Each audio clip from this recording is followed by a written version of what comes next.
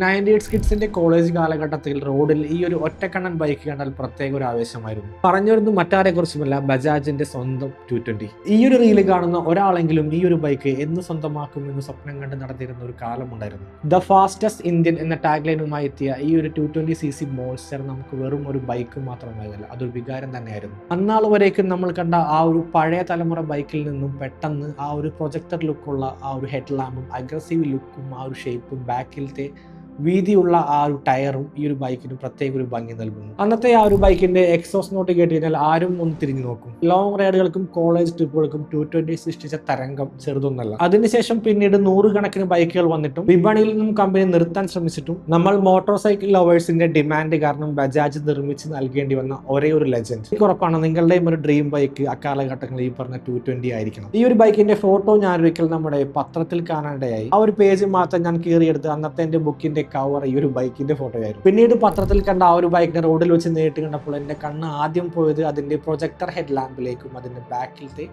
ആ ഒരു LED tail ലാമ്പിലേക്കുമായിരുന്നു. ഇനി നിങ്ങൾക്ക് ആ ബൈക്ക് ഉണ്ടെങ്കിൽ നിങ്ങളുടെ ബൈക്കിന്റെ ആ ഒരു ഫോട്ടോയും നിങ്ങളുടെ അഭിപ്രായങ്ങളും നിങ്ങളുടെ യാത്രാ വിശേഷങ്ങളും താഴെ കമന്റായി രേഖപ്പെടുത്തുക. അപ്പോൾ അടുത്ത വീഡിയോയിൽ കാണാം.